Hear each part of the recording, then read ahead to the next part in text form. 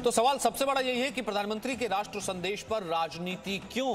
कांग्रेस ने सबसे पहले राजनीति की, लेफ्ट इस पर सवाल उठा रहा है। ये वक्त साथ मिलकर लड़ने का है, तो इस पर राजनीति क्यों? दूसरा बड़ा सवाल, कोरोना से जंग जरूरी है या पीएम मोदी से जंग जरूरी है? तीसरा, विपक्ष ने क्या कमजोर की है कोरोना के खिलाफ जंग?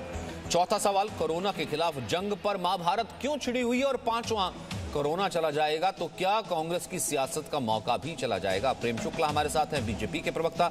सुनीत चोपड़ा हैं, सीपीएम के नेता। डॉक्टर कौशल कांत हैं, वरिष्ठ डॉक्टर। हमारे साथ चेतन सिंह है, राजनीतिक विश्लेषक। सबसे पहले प्रेम शुक्ला, मैं आपसे जानना चाहता हूं, वक्त संक्रमण से मिलकर के लड़ने का है, लेकिन उसमें भी, राष्ट्र संदेश में भी, कांग्रेस ने सबसे पहले कहा कि सरकार ने किया क्या है संबोधन के अलावा। लेफ्ट कह रहा है कि कोरोना से लड़ ही नहीं रही सरकार। यानी कि दोनों ने इस पर, आपको लगता है, राजनीति की है या फिर वो सरकार को सुझाव दे रहे हैं? देखिए, छिद्रान्वेषण उनके अभ्यास में बन गया है, इसलिए उनकी आदत है, तो अपनी आदत से बाज नहीं आएंगे। प्रधानमंत्री जी ने अपने उद्बोधन में शब्दों में सारे लोगों को, देखिए, जब कोरोना का प्रसार होगा तो न किसी की पार्टी देखेगा, न किसी की जाति देखेगा, न किसी का गोत्र देखेगा, न किसी का धर्म देखेगा, न किसी की भाषा देखेगा।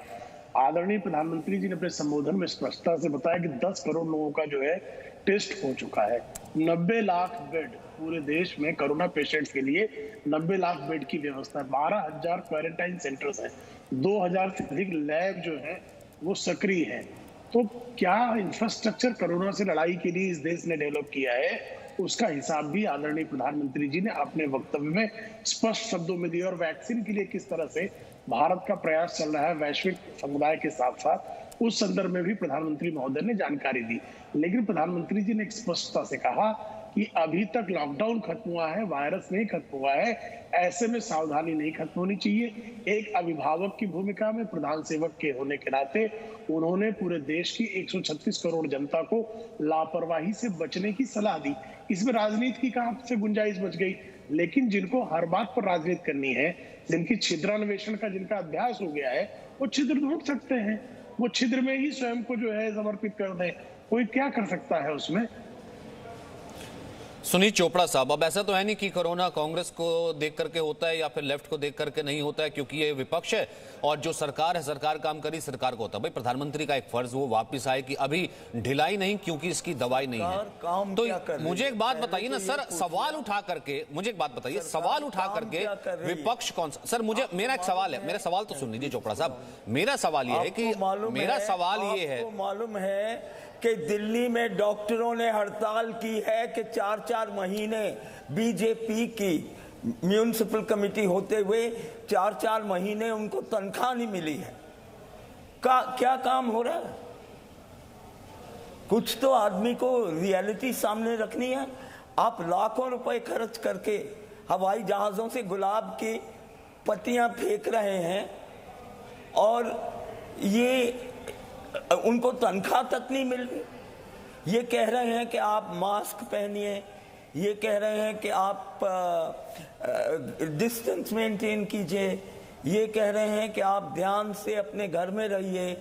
और आपको मालूम है इसका खर्चा कितना होता है एक घर में? साधारण में 40,000 रुपया महीना। और इतना बेरोजगारी है जितनी 50 साल के लिए नहीं हुई है। तो एक प्रधानमंत्री क्या बताइए, आप क्या अचीव कर रहे हैं? मैं कह रहा हूं, तो एक प्रधानमंत्री क्या फिर देश से संबोधित करता कोरोना के वक्त में, जब बढ़ते जा रहे हैं केसेस, अभी पूरे विश्व में कोरोना है जिसकी दवाई नहीं आई है, तो आप क्या एक्सपेक्ट करते हैं? एक देश का पंतप्रधान, प्रधानमंत्री, प्राइम मिनिस्टर इस देश को क्या कहता? प्रधानमंत्री जो है उसको बताना चाहिए था कि हमने डॉक्टरों को पैसा क्यों नहीं दिया, गुलाब की पत्तियां क्यों फेंकी। उनको कहना चाहिए था, थाली बजाने की बात की हर की, लेकिन लोगों को काम नहीं दिया। आप अंडानी और अंबानी को एयरपोर्ट तक दे सकते हैं। केरला ने कहा है एयरपोर्ट मत दो अडानी को, आ गई सोना चोरी हो रहा है और चोरी होगी। लेकिन आपको कोई दुख नहीं है उसके बारे में, क्योंकि आप आईपीएल जाके खेलते हैं यूएई में, जहां की डिप्लोमैट्स चोरी में शामिल हैं। तो मेरा ही कहना है, कृपा करके कुछ करिए, ना कि बोलिए। सर, क्या करते? क्या करते? जैसा शशि थरूर ने किया, राजीव रंजन जैसा शशि थरूर ने किया, वैसा प्रधानमंत्री आगे आते और कहते कि देखिए पाकिस्तान हमसे आगे निकल गया, पाकिस्तान जो है वो ज्यादा अच्छे से कर रहा है और हम हार गए हैं, हमारे देश में जो है कोई पैसे नहीं है कि हम कोरोना से लड़ सके, हमारे देश में भूखमरी है, गरीबी। क्या एक प्रधानमंत्री क्या कहता सर वो देश को? पाकिस्तान सर ये कोरोना से लड़ रहे हैं या मोदी से लड़ रहे हैं, मुझे समझ नहीं आता। सर आपने सारे पॉइंट्स गिनाए, एक कंस्ट्रक्टिव सुनील चोपड़ा जी आप इतने वरिष्ठ आदमी हैं। सुनील चोपड़ा जी, आपने भी सुना, राजीव रंजन, एक कंस्ट्रक्टिव लॉजिक इन्होंने दिया कि ये कर लेते, ये सुझाव है, ये डॉक्टरी काम कर लेते और उसके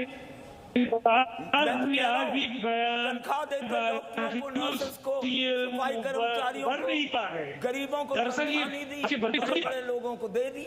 ये तो आपका नजरिया, आपको तो गरीब भी मानने के लिए तैयार नहीं है। डेमोक्रेसी नहीं। कहाँ बच गए आप? नॉर्थ कोरिया, आप क्यूबा तक तो बच गए हैं और उसके बाद भी लगातार आप सियासत करने की कोशिश कर रहे हैं। हिंदुस्तान में सारे गड़ा। सुनील जी जब आप बोल रहे थे कोई बोला नहीं। सुनील जी आप सुन लीजिए, शांति देता। सुनील जी सुन लीजिए, मास्क आपने भी नहीं पहना है, कोरोना बहुत तेजी से फैल रहा है, इसलिए ये मास्क पहनना भी बहुत जरूरी है, इसलिए सुन लीजिए, है ना, सुन लीजिए, ओवरलैपिंग नहीं, सुन लीजिए। राजीव रंजन अपनी बात रखे, फिर डॉक्टर कौशलकांत आता हूं। देखिए एक बात बिल्कुल साफ, आज जो हिंदुस्तान में आंकड़े हैं, कहीं न कहीं कोरोना से एक बड़ी लड़ाई, बड़ी आबादी के बावजूद और घनी आबादी के बावजूद बेहतर स्वास्थ्य प्रबंधन और मजबूत इच्छा शक्ति के साथ इस देश ने लड़ने का काम किया। और निसंदेह ये श्रेय नरेंद्र मोदी जी को जाएगा। और कल भी जो उन्होंने कहा है, कहीं दूसरी बार कोरोना दस्तक नहीं दे मजबूती के साथ, इसलिए एहतियात बरतने में क्या बुराई है चोपड़ा जी को? मैं समझ नहीं पा रहा हूं कि वामपंथी पार्टियां या शशि थरूर जैसे कांग्रेस के नेता हिंदुस्तान की आत्मा को नहीं समझ पा रहे हैं, ये नब्ज को नहीं परख पा रहे हैं। अब ऐसी बातों की गुंजाइश नहीं है कि हिंदुस्तान को गालियां देकर हिंदुस्तान क्या कर रहा है। तो सर मैं वही तो कह रहा हूं ना, सुनील चोपड़ा जी एक सजेशन दे दिया होता। सुनील चोपड़ा जी मैं ये कह रहा हूं, मैं सुनील चोपड़ा जी ये कह रहा हूं कि मैं क्यों ना मानूं कि ये लड़ाई आपकी सरकार के खिलाफ है, एक सजेशन दे दिया होता, एक सर सजेशन दे दिया होता, कह दिया होता कि 3 जरा वैक्सीन का ट्रायल हो रहा है कि हम भी कुछ वॉलंटियर भेज रहे हैं, हम भी ये करना चाहते हैं, हम भी सरकार के साथ है। तो मैंने यही कहा ना कि सर कोरोना कौन सा राजनीतिक संक्रमण है। और डॉक्टर कौशलकांत, विपक्ष जो ये कह रहा है कि हम तो आईना दिखा रहे हैं, लेकिन मैं ये कह रहा हूं कि राजनीति कर रहे हैं। अगर आईना दिखा रहे हैं, सरकार कुछ नहीं कर रही, लेकिन पाकिस्तान की तारीफ पाकिस्तान के मंच पर कर देते हैं। असल में इनको जरा स्थिति बता दीजिए, हम कहां खड़े हैं और WHO तक क्यों हमारी तारीफ करता है? डॉक्टर कौशलकांत। सुमित जी देखिए, जिस तरह से डेटा आंकड़े आ रहे हैं और WHO से भी आंकड़े आ रहे हैं, वहाँ पे ये देखा गया है, और जो हमारे रिकवरी रेट है लगभग 88% के आसपास है। तो अगर ग्लोबली हम सारे देशों से कंपेयर करते हैं तो हम कहीं बहुत अच्छा कर रहे हैं। मैं ये बात मानता हूँ, इसमें किसी दवा का रोल नहीं है, ये नेचुरल है या ये कहीं इम्यूनिटी की बात है। लेकिन जिस तरीके से विपक्ष किसी भी बात पे, मैं कोरोना की बात नहीं कर रहा हूँ, कोई भी बात होती है, चाहे चाइना की हो, पाकिस्तान की हो, टेररिज्म की हो, चाहे रेप की हो, हर बात में सरकार को घेरने का काम विपक्ष करता है। इसमें भी पॉलिटिक्स कर रहा है। अफसोस ये बात की है कि कोरोना एक ऐसी प्रॉब्लम है जिसमें विपक्ष और पक्ष दोनों को मिलकर के इसकी फाइट करनी चाहिए। तो इसके ऊपर अगर पॉलिटिक्स हो रही है तो ये ठीक नहीं है। हाँ, जहाँ तक कि इन्होंने अभी एक बात कही जो दिल्ली के डॉक्टरों के सैलरी की बात है, वो एक ज़रूरी इशू है, सरकार को इसके बारे में सोचना चाहिए। लेकिन हाँ, हर बात पे कोरोना के भी नाम पर पॉलिटिक्स करना ठीक नहीं है। इन टोटल अगर देखा जाए तो हमारा देश बहुत सारे डेवलप्ड कंट्रीज से भी बहुत अच्छा कर रहा है। और अभी हम एक कोरोना क्राइसिस के मिड में खड़े हैं। ये कोरोना क्राइसिस बेहतर कंट्रोल हुई या खराब कंट्रोल हुई, ये जानना अभी फ्यूचर की गर्भ में है। अभी फ्यूचर में भी पता चलेगा हमने कैसा परफॉर्म किया। तो एज ए कैप्टन प्रधानमंत्री जी ने पूरे देशवासियों को बैकअप करने के लिए अगर एक संदेश दिया है, क्योंकि अभी कोई वैक्सीन अवेलेबल नहीं है, उन्होंने यही तो कहा है जब तक दवाई नहीं तब तक ढिलाई नहीं। मुझे इसमें कोई प्रॉब्लम नहीं लगती है। बहुत सारी कंट्रोवर्सी हो सकती है, क्रिटिसिज्म हो सकता है, लेकिन उनके कल के वक्तव्य से मुझे देश को कोई नुकसान होता हुआ नजर नहीं आ रहा है। हमें यही दिख रहा है कि कोरोना की फाइट में वो लोगों को बैकअप कर रहे हैं। तो मुझे नहीं लगता कि इसमें कोई प्रॉब्लम होनी चाहिए और विपक्ष को इस पर कोई पॉलिटिक्स करनी चाहिए। ठीक है चेतन, तो ये लड़ाई इससे मजबूत होती है, कमजोर होती है?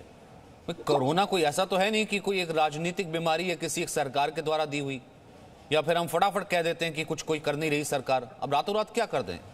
अपील ही कर सकता ना एक प्रधानमंत्री, बाकी काम डॉक्टर्स कर रहे हैं। देखिए सचिन जी, यहाँ पर कुछ बात, बिल्कुल देखिए यहाँ पर कुछ समझने की बातें हैं। सबसे पहली बात यह है कि जिस तरह से झूठ पे झूठ बोले जा रहे हैं और झूठ के रंग भी बदल दिए गए, सफेद झूठ, काला झूठ, नारंगी झूठ, क्या क्या झूठ, अब मैं क्या बताऊं आपको।